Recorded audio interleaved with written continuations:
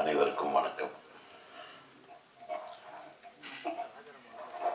ஏண்டா இந்த ஃபங்க்ஷனை லேட்டாக ஆரம்பிக்கிறாங்கன்னு யோசனை பண்ணிட்டே இருந்தேன்.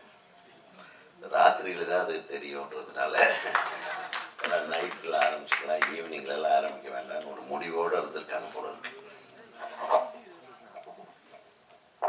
இரவின் கண்கள் நல்ல டைட்டில். அது பார்த்திபன் எடுத்தாரு, இரவின் மடியில் இரவின் நிழல். அப்புறம் ஒரு படம் இரவின் மடியில்னு வந்தது. ஆமா, அதே கண்கள், இரவின் கண்கள். இரவுக்கு 1000 கண்கள். இது ஏஐயோட கண் அப்படி சொல்றது இல்ல. ஆர்டிபிஷியல் இன்டெலிஜென்ஸை வச்சு ஒரு வித்தியாசமான ஒரு கதைக்களத்தை அமைத்திருக்கும் கதாசிரியருக்கு எனது முதல் வாழ்த்துக்கள். என எதையோ திங்க் பண்ணியிருக்காரு, பரவாயில்ல. ஆனால் இந்த ஆர்டிபிஷியல் இன்டெலிஜென்ஸ்ன்றது வந்து மகாதக பயன். இந்த தேசத்துல எல்லாத்துக்குமே ஆபத்தான ஒன்று பேர் சொன்ன மாதிரி அது ஏஐ தான்.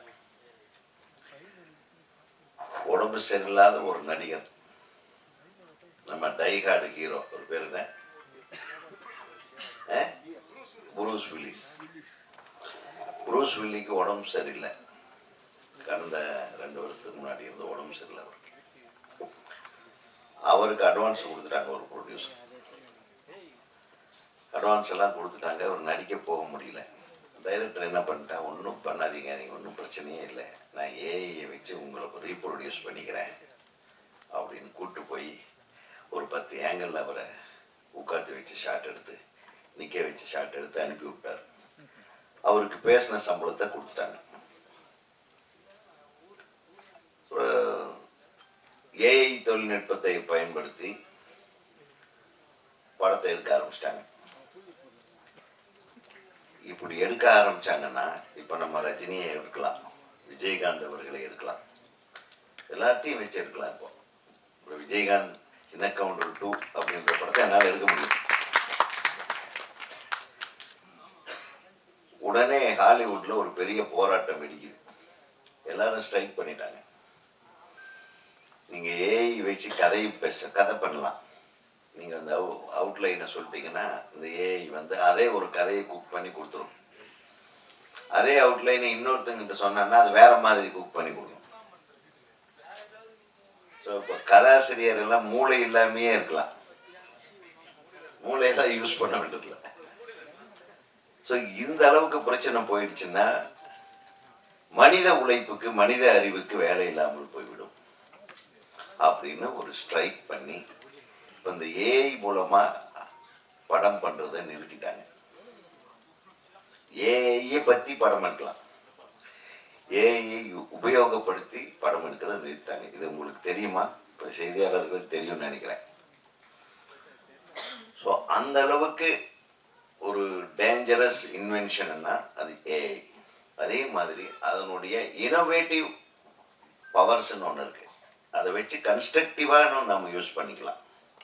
எப்படி அணுசக்தியை வந்து ஆட்டம் பாமாவும் பயன்படுத்தலாம், அணுசக்தி யூஸ் பண்ணி பவர் பிளான்ட்டும் பண்ணலாம். அந்த மாதிரி தான் அது யார் கையில் இருக்குதுங்கிறத வச்சு தான் அந்த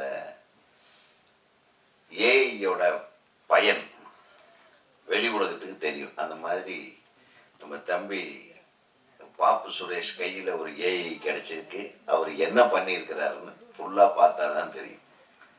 நிச்சயமா அவர் ஒரு விறுவிறுப்பான, ஒரு இன்ட்ரெஸ்டிங்கான ஒரு கதையை அதெல்லாம் வச்சு பண்ணியிருக்காருன்றது மட்டும் ட்ரெய்லரை பார்த்த உடனேயே புரியுது. அதுக்கு ஒரு மிகப்பெரிய சவாஷை சொல்லிக்கொள்ள ஆசைப்படுகிறேன்.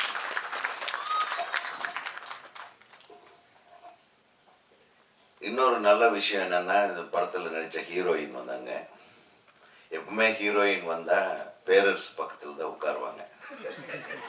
அவருக்கு அந்த வருத்தம் தாங்க முடியாம ரொம்ப நேரம் என்னடா பண்றதுன்னு ரொம்ப ஃபீல் பண்ணிட்டு இருந்தப்பதான் நான் கண்டுபிடிச்சப்பா 2 பேர் அங்க பெண்கள் அங்க வந்திருக்காங்க, கொஞ்சம் அனௌன்ஸ் பண்ணி உட்கார வைங்கன்னு பின்னாடி சொன்னேன்.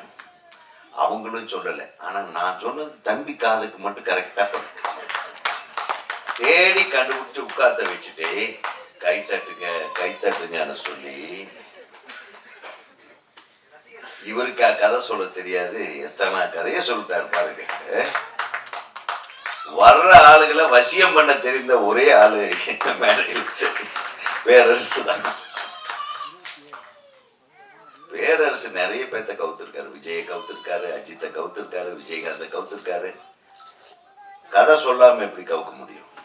அவர் அதெல்லாம் ஒண்ணும் இல்லை. என்ன கேளுங்க, எனக்கு கதை சொல்ல தெரியாது, கதை பண்ணத்தான் தெரியும். என்ன கேட்டா விஜயகாந்த் சாருக்கு கதை சொல்லணும். நான் சிரிச்சிட்டேன். என்ன கதை சொல்லணும்? இப்ராஹிம் ராவுதர் அவர்கள் கேட்கிறாரு, உதய் நீ ஏதாச்சும் கதை சொல்லுப்பா, அவனுக்கு அட்வான்ஸ் எல்லாம் வாங்கியாச்சு, பணம் ஆரம்பிக்க போறேன், கதை சொல்லியாங்க. நானும் யோசனை பண்றேன், ஏன் இதெல்லாம் 2.25 மணி நேரம் சொல்ல வேண்டிய கதை. அது நான் இன்னைக்கு ஒன்று சொன்னேன்னா நாளைக்கு சொல்லும்போது வேற மாதிரி சொல்லுவேன். படம் எடுக்கிற இன்னைக்கு வேற மாதிரி எடுப்பேன். அது முதல்லயே சொல்லிட்டேன்னா முதல்ல சொல்ற படத்துக்கு முடிக்கிற படத்துக்கு வித்தியாசம் இருக்காது, வித்தியாசம் இருக்கும். ஆனால் ஒரு விஷயத்த மட்டும் சொல்றேன்னா ஒரு வரியில சொன்னேன். துண்டெடுத்து தோல்ல போட்டா பஞ்சாயத்து பண்ண போறேன்னு அர்த்தம், அதை இடுப்புல கட்டினா கோயிலுக்கு போறேன்னு அர்த்தம், அப்படி கழட்டி தூக்கி வச்சேன்னா பட்டையை கிளப்ப போறேன்னு அர்த்தம். இதுதான் கதை. அவருக்கு ரொம்ப பிடிச்சிச்சு. பட்டையை கிளப்போற இருக்கா அப்படின்னாரு. ஆமா இருக்கு. அதுக்கப்புறம் நம்ம அந்த மொய் விருந்து பல விஷயங்கள், அந்த கதை, இந்த சின்ன கவுண்டர் படத்தை எடுத்தாவே அதுல இருந்து 10 கதை பண்ணலாம். இப்ப என்ன விட்டாலும் 10 கதை பண்ணிடுவேன். அந்த அளவுக்கு நிறைய வாழ்வியல் சமாச்சாரங்கள், அதாவது கண்டென்ட் ஓரியன்ட் சினிமான்னு நான் சொல்ல மாட்டேன். வாழ்வியல் படைப்புகள் என்றது இன்னைக்கு ரொம்ப கம்மியா இருக்கு. இன்னைக்கு இந்த ஓடிடி தளத்தை பத்தி எல்லாரும் பேசுறாங்க. அது ஓடிடி தளத்துக்காக படம் எடுக்கிறது, அப்படி எடுத்தாதான் இன்னைக்கு தியேட்டர்ல நம்ம ரிலீஸ் பண்ண முடியும்னு ஆயிப்போச்சு. ஒரு காலத்துல ஃபாரின் ரைட்ஸ் வித்தாதான் இங்க படம் ரிலீஸ் ஆகும். ஏன்னா ஃபாரின் ரைட்ஸ்க்கு ஒரு லம்பா ஒரு அமௌண்ட் வந்துடும். அதுக்கப்புறம் சேட்டலைட் ரைட்ஸ் வித்தாதான், இந்த தொலைக்காட்சிகளுக்கு சேட்டலைட் ரைட்ஸ் வித்தாதான் நம்ம இங்க படம் ரிலீஸ் பண்ண முடியுன்ற ஒரு சூழ்நிலை இருந்தது. இப்போ என்னன்னா ஒரு படத்தை ஏதாச்சும் ஓடிடி ரைட்ஸுக்கு சைன் பண்ணாதான் அந்த படம் ரிலீஸ் ஆகும் அப்படின்ற மாதிரி ஒரு சூழ்நிலை இருக்கு. ஒரு விதத்துல நம்ம எடுக்கிற சினிமாவை நம்மளை தவிர யாரையாரோ இந்த ரிலீஸை டிசைட் பண்றாங்கன்றதுதான் உண்மையை தவிர, ஒரு விஷயத்துல பாத்தீங்கன்னா ஓடிடி தளம் என்பது இது ஒரு சர்வதேச தளம். நீ ஒரு ஆப்பை எடுத்துட்டு நீ ஒரு ஓடிடி தளத்துக்கு நீங்க கிளிக் பண்ணி படம் பார்க்குறீங்கன்னா உலகம் ஃபுல்லாகவும் அதை பார்க்க முடியும். அது சப்ஸ்கிரிப்ஷன் பண்ணிட்டா உலகம் ஃபுல்லாகவும் பார்க்க முடியும். ஒரு ஆங்கில பட தயாரிப்பாளரும் பார்க்கலாம். ஒரு ஐரோப்பாவில் இருக்கக்கூடிய எந்த கண்ட்ரியில் இருக்கக்கூடிய இயக்குநர்களும் படைப்பாளிகளும் சரி, ரைட்டரும் சரி, நடிகர்களும் சரி, தயாரிப்பாளர்களும் பார்க்கலாம். ஸோ அப்போ பார்க்கும்போது அந்த ஸ்டாண்டர்ட் ஆஃப் மேக்கிங் சொல்லுவாங்க இல்லையா, அந்த படைப்பினுடைய தரம், இந்த உலக மக்களை கவரும் விதமான ஒரு படைப்பு அதில் இருந்தால் மட்டும்தான் ஓடிடி தளத்தில் வெளியிடுவார்கள். பெரும்பாலும் ஓடிடி தளங்கள்ல யார் படம் பார்க்கறாங்கன்னா 75% of the people are watching in the night. இரவு நேரங்கள்ல தான் அவங்க படம் பார்க்கறாங்க. இரவு நேரங்கள்ல படம் பார்க்கும்போது அது ஒரு டைப்பான படமா இருந்தா தான் பார்ப்பாங்க. நல்ல படம் எல்லாம் பார்க்கவே மாட்டாங்க. இப்ப நிறைய பேர் என்கிட்ட சொன்ன, என்னங்க நீங்க எல்லாம் எடுத்தீங்க, அந்த மாதிரி எல்லாம் படம் எடுக்க முடியுமா? எடுத்தா ஓடாதையா, நம்ம ராத்திரியில படம் பார்க்குற மாதிரி எடுத்தாதாங்க ஓடும். இப்போ அதுக்கு நம்ம தனியா இப்போ நம்ம ட்ரைனிங் எடுத்துக்க வேண்டியது இருக்கு. நீங்களும் அடுத்ததெல்லாம் அந்த மாதிரி எடுக்கணும். ஏஐஏன்னெல்லாம் வச்சுட்டு இது ஒரு முயற்சி, இதில் வெற்றி அடைவீங்க, அதில் சந்தேகம் இல்லை. பட் இருந்தாலும் இந்த ஏஐலேயே அடுத்த லெவல்ல போயிட்டு எந்த ஏஐ வந்தாலும் அந்த இரவுல பார்க்குற படங்கள் கூடிய அந்த காட்சி அமைப்புகள் இருக்கு பாருங்க, அது இருந்தாதான் ஓடிடிக்காரன் வாங்குறாங்க. ஒரு 10 பெட்ரூம் சீனாவது இருக்கணும், ஒரு முத்த காட்சி இருக்கணும், ஒரு அரைகுடை உடையோட கட்டி தழுவுதல், படுக்கையில் பிறல்றது, இதெல்லாம் ராத்திரி நடக்கும் தானே வீட்டில். அதையெல்லாம் வெளிப்படையாக எடுக்க தெரிந்தால் மட்டும்தான் இன்னைக்கு அன்பு தம்பி பேரரசுவால் திரும்பவும் படம் எடுக்க முடியும் என்பதை இந்த மேடையில் தெரியும். அதுக்கு நீ ரெடி ஆயிட்ட, நான் ரெடி ஆயிட்டேன்.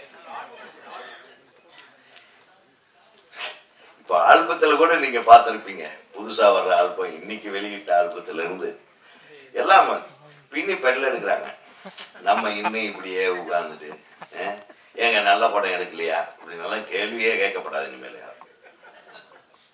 தயவு செஞ்சு ஒரு நல்ல படம் எடுக்க சொல்லி எந்த இயக்குனரையும் கட்டாயப்படுத்தாதீங்க. இரவில் பார்க்கக்கூடிய படங்களாக, ஓடிடி தளத்தில் ரிலீஸ் ஆகக்கூடிய படங்களாக எடுத்தால் நம்ம தப்பிச்சுக்கலாம். கரெக்டா நான் சொல்றது? இதுக்கு யார் ஒரே ஒருத்தன் தான் கை தட்டணும். நம்ம மனசுக்குள்ள இருக்கிறது வேற, வெளியே இருக்கிறது வேற, வெளியே பேசுறது வேற. நான் ஓப்பனா பேசுறேன். அதனாலதான் பாத்தீங்கன்னா இப்ப எல்லாம் அந்த காமெடி கூட நைட்டு காமெடின்றாங்க, என்ன டார்க் காமெடின்றாங்க, டார்க் ஆக்ஷன்ன்றாங்க, டார்க் லவ்ன்றாங்க. என்னங்கடா அது டார்க் லவ், டார்க் எனக்கு ஒன்றும் புரியல. நமது நாட்டில் எத்தனை கலாச்சாரங்கள் இருக்குது, எத்தனை அழகியல் உணர்வுகள் இருக்குது, எத்தனை காதல் உணர்வுகள் இருக்குது, எத்தனை ஊழல் உணர்வுகள் இருக்குது, எத்தனை அற்புதமான குடும்ப உணர்வுகள், பாச பிணைப்புகள் இருக்குது. இது எடுத்தா இன்னும் லட்சக்கணக்கில் படம் எடுக்க முடியுங்க. அருமையான படங்கள் எடுக்க முடியும். இது எல்லாத்தையும் தூக்கி எறிஞ்சிட்டு ஒருத்தன் கஞ்சா கடத்துறான்றதுக்காக ஒரு 15 தலையை வெட்டுறது, 25 பேர் தூக்கிட்டு வர்ற மாதிரி, அந்த மாதிரி ஆயுதங்களையே நம்ம பார்த்துருக்கவே மாட்டோம். அதுல இருந்து பாம்பை புஷ் பண்ணி வெளியே அனுப்புறது எங்கடா பார்த்துருக்கீங்க? நம்ம இந்தியாவிலேயே இதெல்லாம் நம்ம பார்த்தது இல்லை. இதுக்கு கை தட்டிட்டு பல ஆயிரம் கோடிக்கு வியாபாரம்ன்றான், 1000 கோடி கலெக்ஷன்ன்றாங்க. யாரை ஏமாத்திக்கிட்டு இருக்கோம்? இன்னைக்கும் ஒரு பாசமலரை எடுக்க முடியுமா? ஒரு 1000ல் ஒருவனை எடுக்க முடியுமா? நன்றாக சிந்தித்து பாருங்க. கொஞ்ச நேரத்துக்கு முன்னாடி சொன்னாங்க, இப்போ உதயம் தியேட்டர்ல 1000ல் ஒருவன் ரிலீஸ் ஆகுது சார். ஏதோ ஒரு படம் ரிலீஸ் ஆச்சு, கூட்டம், டிக்கெட் கிடைக்கல, ரிக்ஷாக்காரனுக்கு டிக்கெட் கிடைக்கல. நாங்க யாரையும் புண்படுத்தாத படங்கள், யாரையும் கெடுக்காத, எந்த உணர்வையும் கொச்சைப்படுத்தாத படங்கள், ஒரு தவறான சிந்தனைகளை விதைக்காத படங்கள். இந்த மாதிரி தான் எம்ஜிஆர், சிவாஜி எல்லாருமே பண்ணாங்க. இந்த மாதிரி ஒரு சிறந்த திரைப்படங்களை நாம் மீண்டும் தர முயற்சிக்க வேண்டும். அந்த முயற்சியை முன்னெடுக்கும் விதமாக தம்பி சொன்னாரே, விஜய் சார், அஜித் சார், இவங்கெல்லாம் முன் வர வேண்டும். எத்தனை விஷயங்கள் இருக்குங்க. ஒரு வாழ்வியல் சமாச்சாரம்னு எடுத்துக்கிட்டா எத்தனை அழகான கதைகளை நாம் எடுக்க முடியும் தெரியுமா? அப்பதான் ஒரு மிதமான, ஒரு அன்பான ஒரு சொசைட்டி அப்படியே நம்ம தக்க வச்சுக்க முடியும். இல்லைன்னா வெளியே போனா, கார் ஓட்டுனா, இங்க எவனாச்சும் மெதுவா போனா அவனை இடிச்சுட்டு போகணும்னு தான் தோணுது. டிரைவிங் சீட்ல உட்கார்ந்தா நானே வக்கரமாயிடுறேன். இதுக்கு என்னன்னா நம்ம இருக்கிற திரைப்படங்கள் தான் காரணம்.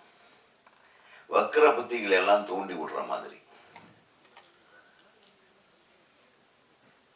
பெரிய பெரிய ஹீரோக்களை அந்த தப்பு பண்ண ஆரம்பிச்சிட்டாங்க. இப்போ தலையை வெட்டுறான், ஒரு 10 நிமிஷம் கழிச்சுதான் பாடி விழுகுது. எப்படா பாடி விழும்னு பார்த்துட்டு பேரரசுக்கு ஏதோ ஒரு டைலாக் வச்சுட்டான்ட்டு கட் பண்ண சொல்லிட்டாங்க.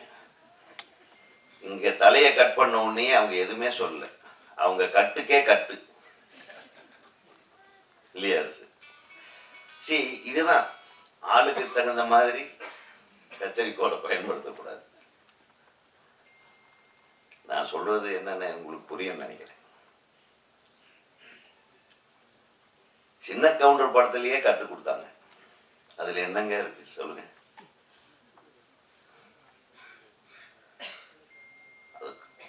அடிச்ச உடனே வாயிலிருந்து ரத்தம் வந்துருச்சான், பீச்சி அடிச்சுதான். அதை கட் பண்ண, தலைய வெட்டி ரொம்ப நேரம் பீச்சிக்கிட்டு. ஸோ தரமான படங்களை எடுக்க முன்வாருங்கள். தொழில்நுட்பத்தை பயன்படுத்தி நல்ல படங்களை எடுங்கள். நல்ல யுக்தியை பயன்படுத்துங்கள். புதிதாக வரக்கூடிய இளம் இயக்குநர்களுக்கெல்லாம் கற்பனை வளம் அதிகமா இருக்கு. நாங்கெல்லாம் வில்லேஜ்ல இருந்து வந்ததுனாலேயே என்னவோ அந்த வாழ்வியல் சினிமாவுக்குள்ளேயே மாட்டிக்கிட்டோம். நீங்க ஒரு சைடு படிக்கிறீங்க, ஒரு சைடு நிறைய ஃபாரின் ஃபிலிம்ஸை பார்க்குறீங்க, ஒரு சைடு விஞ்ஞான வளர்ச்சியினுடைய நுட்பங்களை எல்லாம் படிக்கிறீங்க. எல்லாத்தையும் மிக்ஸ் பண்ணி இன்றைய தலைமுறைக்கு, இன்னைக்கு ஸ்கூலுக்கு போகிற பசங்களுக்கும் காலேஜுக்கு போகிற பசங்களுக்கும் நீங்கள் படம் எடுக்கிறீங்க. இங்கே தான் ஒரு முக்கியமான விஷயம். அதாவது வளரும் குழந்தைகளுடைய வாழ்க்கை சிறப்பாக அமைய வேண்டும் என்றால் ஒவ்வொரு படைப்பாளையும் அந்த குழந்தைகள், அந்த கல்லூரி மாணவ மாணவிகளுடைய மனதிலே வக்கரத்தை தூண்டும் விதமான படங்களை எடுப்பதை தவிர்க்க வேண்டும் என்பது எனது வேண்டுகோள். நான் கேட்காமையே கை தட்டுறேன். Note this point. உண்மை அதுதான். ஏன்னா நமக்கெல்லாம் நான் இப்போ கூட படம் பார்க்கும்போது ஒருத்தர் கத்தி எடுத்துட்டு குத்த வந்தாங்க, நான் அந்த இடத்த ஃபாஸ்ட் ஃபார்வர்ட் பண்ணிட்டேன். என்னால் அதை ஜீர்ணிக்க முடியல. இன்னைக்கு நடக்கிற கொலைகள்,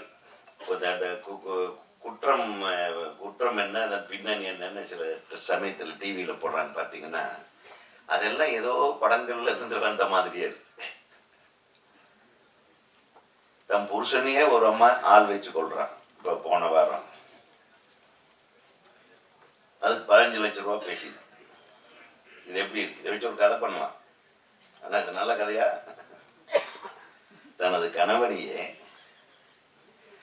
தன் கள்ளக்காதலுக்காக தான் உயிருக்குயிரா நேசிச்ச கணவனை, காதல் செய்து திருமணம் செய்து கொண்ட கணவனை 4 ஆளுகளை வச்சு 15 லட்சம் ரூபா பேரம் பேசி காலி பண்ணியிருக்கு. சாரி, நான் எல்லா பெண்களையும் அந்த மாதிரி சொல்றேன்னு நினைக்காதீங்க. இல்லை, இந்த மாதிரியான வக்கர புத்திகள்லாம் எப்படி வருது, எங்க விதைக்கப்படுகிறது?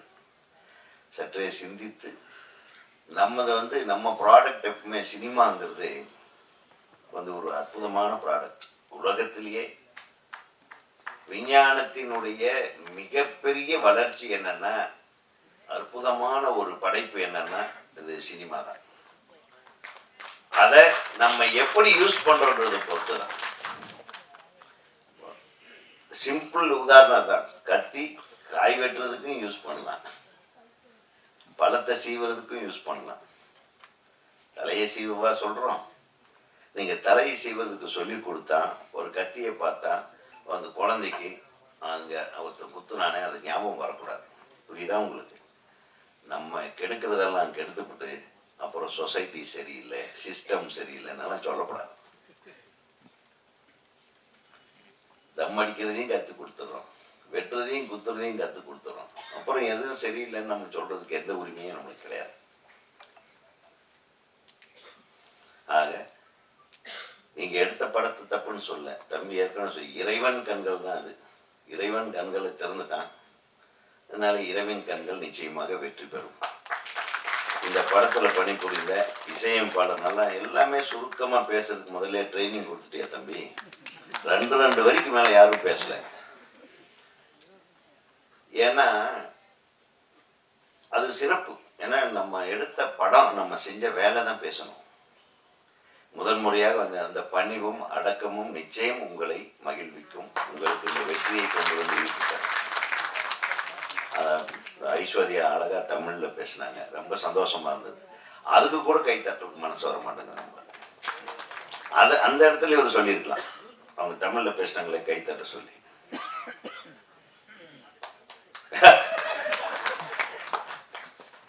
இந்த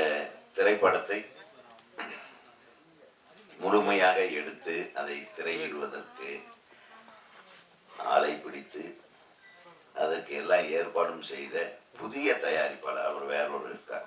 அவர் பிஸ்னஸே வேற. அவர் எப்படி இங்கே வந்து லேண்ட் ஆனாருன்னு தெரியல. அவரை காப்பாற்ற போவது நமது தமிழ் ரசிகர்கள். நிச்சயமாக காப்பாற்றப்படுவது. அதற்கு நம்ம ஊடகத்துறையினர் நிச்சயமாக உங்களுக்கு உறுதுணையாக இருப்பாங்க. நம் ஊடகம் ஒரு அளவுக்கு தான். படம் நல்லா இருந்தா நல்லா இருக்குன்னு சொல்லுவாங்க. இந்த படத்தை சிறப்பாக அனைவரும் வந்து பார்க்கும் அளவுக்கு நீங்க எல்லாரும் இன்னும் நிறைய வேலை செய்யணும். Behind this project. இப்ப எல்லாம் வந்து எல்லாருமே வந்து படத்தை எல்லாம் பார்க்கறது இல்லை. இப்ப எல்லாம் போனை தான் பார்க்குறாங்க. கொஞ்ச நாளா எனக்கு டிரைவர் இல்லை. நானே கார் ஓட்டிட்டு வரும்போது தான் எனக்கு தெரியுது, ரோட்ல கிராஸ் ஆகிறவங்க, இப்படி கிராஸ் ஆகிறவங்க, மோட்டார் சைக்கிள்ல போறவங்க எல்லாரும் போன்ல தாங்க இருக்காங்க. ஒருத்தன் சைனுக்கு கிராஸ் ஆகிறான், நான் ஹார்ன் அடிக்கிறேன், அவன் இப்படி போன்ல பேசிட்டே இருப்பான், ஒரு கையில முடிச்சுட்டு. எவ்வளவு டெக்னிக்கா ஓட்டுறானுங்க. நம்ம எந்த பக்கம் போறதுன்னு தெரியாம அலைக்கடிக்கிறான் நம்மள. ரைட்ல போனா இவன் ரைட்ல சைன் இப்படி, அங்க ஒரு சின்ன சந்து கிடைச்சா அதுக்குள்ள நுழைஞ்சு நிக்கிறான் முன் வீல. நம்ம வண்டி இப்படி விட்டோம்னா நம்ம கார்பரேஷன் காரை நோண்டி வச்சிருக்கோம், அதுக்குள்ள இறக்கிடுவோம். இப்படி திருப்புனா வேற ஒரு லாரிக்காரங்கிட்ட மாட்டிக்கிடுவோம். இதுக்கெல்லாம் ஒரு ஏஐல ஏதாச்சும் ஒரு வழி இருக்கான்னு கண்டுபிடிச்சு ஒரு படம் எடுப்பா.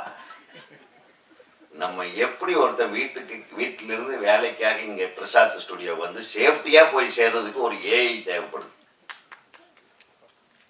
நீ இப்படி போனேன்னா உளுந்துருவே, இப்படி போனா அவன் இடிப்பான்னு முதல்ல வர்றதுக்கு முன்னாடியே நம்மளுக்கு சொல்ற மாதிரி ஒரு ஏஐ கண்டுபிடிச்சோன்னு வைங்க, ஒரு ஐரிஷ் மாதிரி ஒன்று கண்டுபிடிச்சோம்னு வைங்க, டெஃபினட்டா அது நல்ல வியாபாரம் ஆகும். நான் அதை நம்பி ஓட்டலாம். என்ன 4 நாளைக்கு முன்னாடி என் நண்பர் ஃபோன் பண்ணார். கோயம்புத்தூர்ல இருந்து வந்துட்டாரு. ஏடா எங்க இருக்க சொல்லு, நான் பிக்கப். நான் வந்து பாக்குறதா மரியாதை. அட பரவாயில்லையே, டேய் மெட்ராஸ் ஒரு டைப்பா இருக்கும்டா, நிறைய இந்த டைம்ல கூட்டு நான் பாத்துக்கிறேன், என் ஃப்ரெண்டு வண்டி இருக்கு, எனக்கு கொடுத்துட்டா, நானே ஓட்டு வரேன், நீ மேப் மட்டும் அனுப்புன. எது சரின்னு நானே அனுப்பிட்டேன். அந்த மேப்பு பண்ண வேலை பார்த்தீங்கன்னா, அவன் வந்து சுத்தி நின்று எங்கேயோ ஒரு இடத்துல மாட்டிக்கினான். அது மூவே ஆகாத இடத்துல. என்னடா அந்த மேப் எந்த இடத்துல அவன் ஆஃபீஸ்ல? நான் மெயின் ரோட்ல தான்டா என் ஆஃபீஸ்ல இருக்குன்னு. கிட்டத்தட்ட 1.5 மணி நேரம் என் பொழப்பையும் கெடுத்து. இதுதான் ஏஐ. புரியுதா உங்களுக்கு? அது மட்டும் இல்ல, நம்ம கார்பரேஷன் நேரா போற வழியெல்லாம் நோண்டி விட்டு அப்படி ரைட்ல திரும்ப லெப்ட்ல திரும்பன்னு மாத்தி விட்டு கடைசியில் அவன் ஏதோ ஒரு டேக் யுவர் ரைட்டுனாப்பா, ரைட்டு பண்ண மூட்டு சந்தில் நின்றுட்டேன், இது எந்த இடம்னு தெரிய மாட்டேங்குது ஒண்ணுன்னு. அதுதான்டா சொன்னேன், நானே உன்னை வந்து பார்க்குறேன்னு கேட்டியான்னு. கடைசி வரல அவன் என்னை வந்து சந்திக்கவும் இல்லை, நானும் அவனை சந்திக்கவும் இல்லை. That is the end of the Google. இங்கதான் அப்படின்னா, ஒரு 6 மாசத்துக்கு முன்னாடி நான் லண்டன் போயிருந்தேன். அங்க ஒரு மலேசிய தமிழர், அவர் அப்பப்போ திடீர்னு அண்ணா எங்க இருக்கீங்க? இங்கதான்ப்பா இருக்கேன். சரி கொஞ்சம் கீழே வர இங்க வந்து நின்று இருக்கு. ஏன்னா அவன் நின்றுட்டு நம்ம வீட்டுக்கு வர முடியாது, வண்டி அவனாச்சு லாக் பண்ணிட்டு போயிடுவான், இல்லைன்னா இது பண்ணிடுவான், வண்டியை ஃபைன் போட்டுருவாங்க. எல்லா கண்ட இடத்துல நிறுத்த முடியாது. எவ்வளவு சிஸ்டமேட்டிக்கா இருக்குன்னு நான் நினைச்சிட்டு இருக்கேன். அப்புறம் வந்து இறங்குறதுக்குள்ளார அவன் வந்து வண்டியை நிறுத்துக்கு மேலே நான் இறங்கி நிற்கணும். நான் தான் என்ன பிக்கப் பண்ணிட்டு போயிட்டார். போகும்போது அவன் டக்குன்னு மேப்பை போட்டான். ஒரு அழகான voice, take your right and then left. அண்ணே இது யார் தெரியுமா? யாரா? என் ஃப்ரெண்ட் ஒருத்தன் இருக்கான், அவன் இந்த வாய்ஸ் மேல லவ் பண்ணி அந்த பொண்ணை கண்டுபிடிச்சு கல்யாணம் பண்ணுன்ட்டு அலைஞ்சிருக்காங்க ஒரு 2 வருஷம். எதுல? கூகுள் மேப்ல பேச